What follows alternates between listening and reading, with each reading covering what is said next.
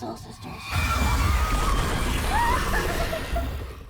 I'm honestly not going to waste a lot of time building up a long intro. Why? Mostly because I'm super excited to tell you the various theories I have around the VHS tapes, but I have to mention the things that I'll be talking about in this video. We're going to dive into the various possible origins of the tapes. Say, how did the first one come into existence? Who's collecting the evil tapes? Is there a benefactor or a cult behind it? It almost feels like the tapes are being intentionally distributed. If that's correct, who's behind it? So without further ado, let's dive right into these questions and move on to so much more. Before we get started, if you like our content, be sure to leave us a like and subscribe to the channel. It's a small click for you, but it means a lot to us. Thank you.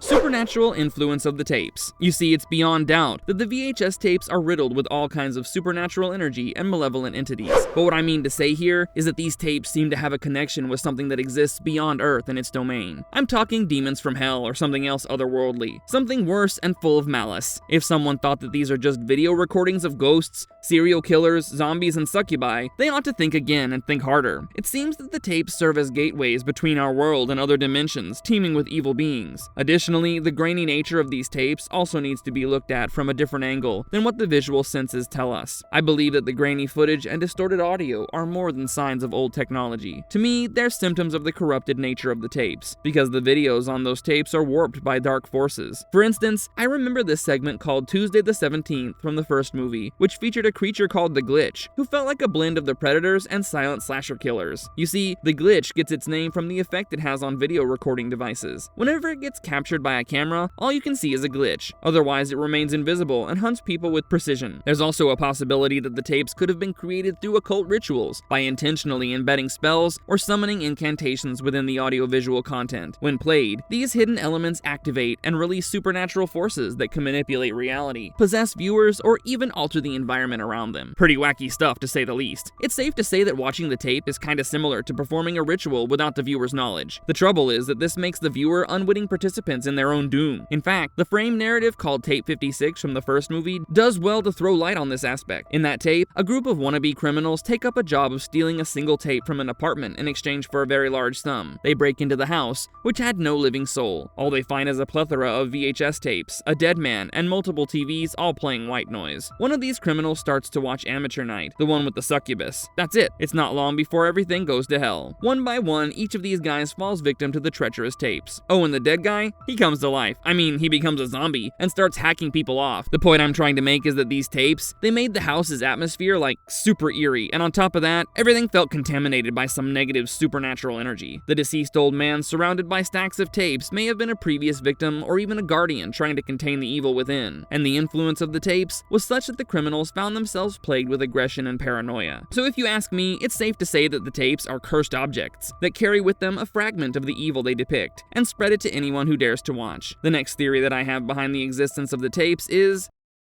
an unknown benefactor. You see, it's quite possible that an individual or some kind of organization is working relentlessly from the shadows to procure the said tapes and orchestrate every event that surrounds them. Now, this person could very well be an individual with deep knowledge of the occult or a secret society dedicated to harnessing the tape's power for their own ends. When I say their own ends, I mean monetary benefits. For instance, there was this Idris Elba detective movie called Luther, The Fallen Sun, where Andy Serkis' character tortures kidnapped victims to death on a live stream called The Red Bunker. I mean, it's quite possible that someone is getting these videotapes collected and is selling them to people who enjoy such crap or have other uses. But they could have other motives as well, which could range from a desire for power, an obsession with the supernatural, or even a twisted form of entertainment. Again, taking the example of tape 56, the criminals are hired by a mysterious client to retrieve a specific tape, which means that someone is curating these recordings. This benefactor might be collecting the tapes to assemble a complete set, each containing a piece of a larger puzzle or ritual. Alternatively, they could be distributing the tapes intentionally, using them as bait to identify individuals susceptible to manipulation or possession. In most of the tapes that we see in the VHS movies, there's this recurring theme of characters being lured into traps. I suppose that this is proof of a deliberate plan. These are not just random occurrences involving violence, death, and the supernatural. The unknown benefactor that we're talking about could be manipulating events to gather data, observe the effects of the tapes on different subjects, or recruit followers. So is there like a conspiracy where seemingly random horrors are part of a grand design? While I understand that this aspect should probably be left alone, since over-explaining things ruins the thing. For instance, it was much better when no one knew the origins of xenomorphs, but then Ridley Scott tried to tell the people that it was probably David who created the first Xeno. Nevertheless, if I had to build a story around these benefactors, I would create an organization called the Archivists, and would make its leader the mysterious benefactor. Let's call him the Visionary. Now this guy, the Visionary, sends his people to collect and preserve supernatural artifacts, including the cursed tapes. Instead of monetary gain, this guy wants something that would make him more powerful. For instance, gaining insight into the fabric of reality, and perhaps ascend beyond human limitations. The Archivists might operate through intermediaries and hire unsuspecting individuals to retrieve tapes under false pretenses. You could think about it like the people who distribute the Lament configuration in the Hellraiser movies. Well, they know what they're doing, but you know, the people handing over the tapes to the Archivists, or the ones making those tapes, they might not be so much in on what's going on behind the scenes. Speaking of the Visionary's operatives, they could be expendable, and their fates are inconsequential to the Visionary. On the other hand, like Andy Serkis' character from Fallen Sun, the Benefactor could be a lone individual, someone who previously encountered a tape and became obsessed with its power. This person might believe that the tapes are keys to unlocking hidden truths or communicating with higher beings. His actions are driven by fanaticism, which leads him to orchestrate events that spread the tape's influence, regardless of the consequences. Now, the third theory that I have is somewhat similar. I would like to summon the Cultists. The tapes could be linked to cult activities. Think about it. They could serve as both documentation and tools for dark rituals. Various cults across the globe might be using the tapes to record their ceremonies, sacrifices, or attempts to summon otherworldly entities. These recordings then become imbued with the energies of the rituals, and finally, the tapes themselves become cursed objects. The distribution of the tapes could be a deliberate act by the cults to spread their influence, or to sow chaos. By placing the tapes in unsuspecting hands, they can extend the reach of their dark practices beyond their immediate circle.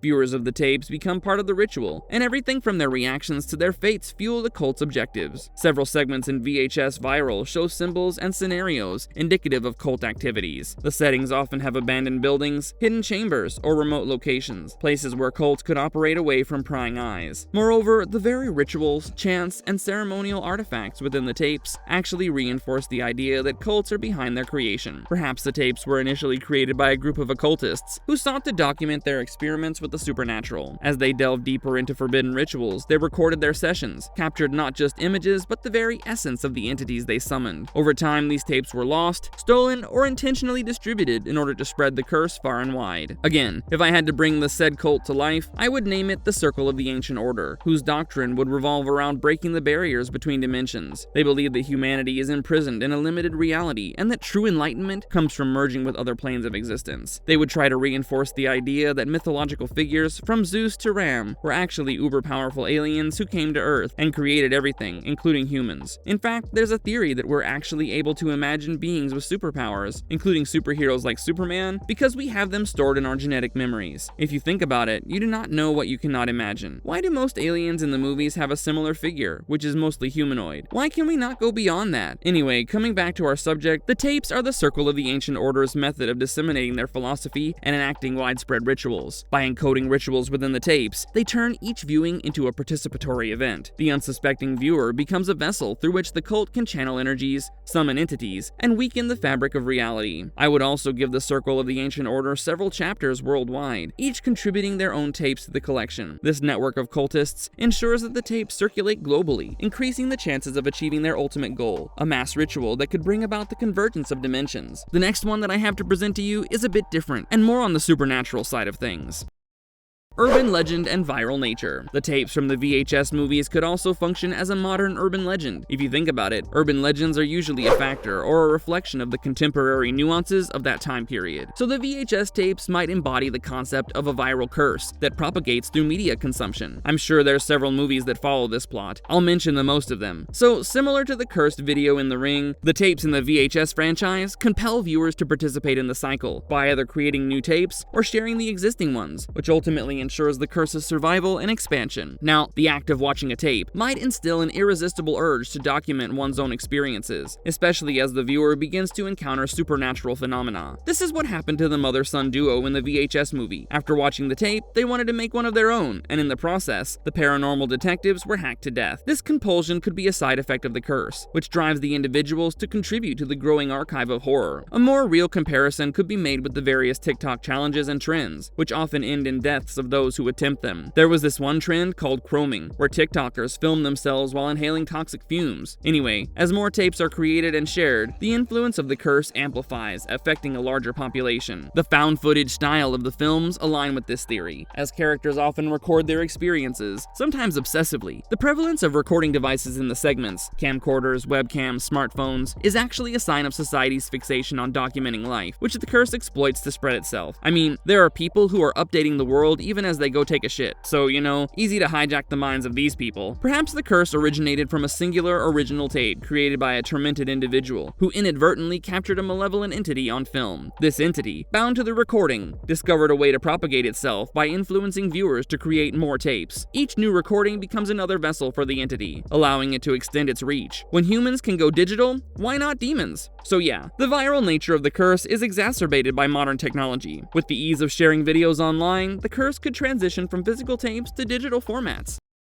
Punishment for transgressions. What are your thoughts on stuff like karma and karmic retribution? The Buddhist and Hindu mythologies are filled with elaborate descriptions and events of karma, where it's believed that whatever you do in the present life, you pay for it in the next life in some form or another. As Luna Lovegood once said, things have a way of coming back to us in the end, if not always in the way we expect. Likewise, the tapes are probably being used as a means to target individuals who have committed immoral acts. The supernatural forces associated with the tapes might be enacting a form of justice to ensure that those who have harmed others face consequences. The tapes could be attracted to negative energy, drawing themselves to those who harbor guilt, malice, or other dark traits. I remember this one segment where a girl films herself while sniping a group of friends dead, who were on a lake to enjoy a vacation away from the city. The girl actually belonged to a family of serial killers, and the tape she recorded was watched as a celebration of her coming of age. There was a whole party and all that. Of course, it didn't turn out well for the girl. So my theory suggests that the tapes have a selective influence, and affect only those deemed worthy of punishment. Even in tape 56,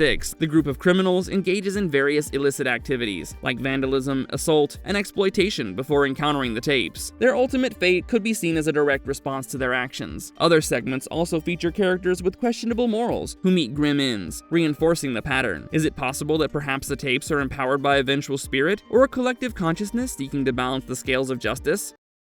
SCP-like properties. The VHS tapes could also be compared to something in line with the SCP. Before I dive deeper, let me bring you up to speed about what SCP actually is. The SCP Foundation is a fictional secret organization that's featured in stories from the SCP Wiki, which in turn is a collaborative writing project. In this shared universe, the Foundation captures, contains, and studies paranormal and supernatural phenomena, known as anomalies or SCPs, while keeping them hidden from the public. The project blends genres like horror, science fiction, and urban fantasy, with most stories taking the form of mock scientific reports detailing these anomalies and their containment. The SCP Wiki's unique style has gained praise for its chilling academic tone and high-quality writing. It's also inspired fan-made adaptations across various media forms. Left unchecked, many SCPs could threaten human life, or even the planet itself. To prevent public panic and maintain a facade of normalcy, the Foundation keeps its activities and the existence of the SCPs hidden from the world. When an anomaly is discovered, undercover mobile task forces, or the MTFs, are dispatched to retrieve or contain it. If moving the SCP isn't possible, the Foundation suppresses public knowledge by censoring the media and using memory-erasing drugs on witnesses. SCPs are kept in secure facilities, where armed guards and scientists work to study and contain them. The Foundation also uses D-class personnel, usually prisoners, as test subjects for dangerous experiments. Comparing the tapes to SCP entities positions them as anomalies that defy natural laws. Viewing the tapes through this lens tells us that they might possess reality-altering properties, can manipulate time and space, or serve as portals to other dimensions. The tapes might not be bound by the physical limitations of VHS technology. Some segments in the franchise depict events that challenge our understanding of reality. A zombie outbreak captured on a cyclist's GoPro, a parallel dimension accessed through a homemade machine, or a demonic entity unleashed during a skateboarding session. These stories align with the idea that the tapes are anomalies with SCP-like characteristics. Suppose the tapes are cataloged items from an organization similar to the SCP Foundation. Let's call it the Aegis Institute. This group is dedicated to securing and studying anomalous media artifacts. The tapes could be part of a series designated as AM 1980 objects. One tape might cause temporal distortions, trapping viewers in time loops. Another could alter perceptions, making individuals see and hear things that aren't there, eventually driving them to madness. The Institute attempts to contain these tapes, but due to their anomalous nature, they occasionally breach containment and resurface in the public domain. This may sound similar to the 2017 horror movie called The Endless by Justin Benson and Aaron Moorhead. These guys also directed Resurrected Loki Season 2, and Bone Storm in VHS Viral. The tapes could also be sentient or semi-sentient, capable of relocating themselves or influencing individuals to aid in their distribution. This makes them exceedingly difficult to track and contain.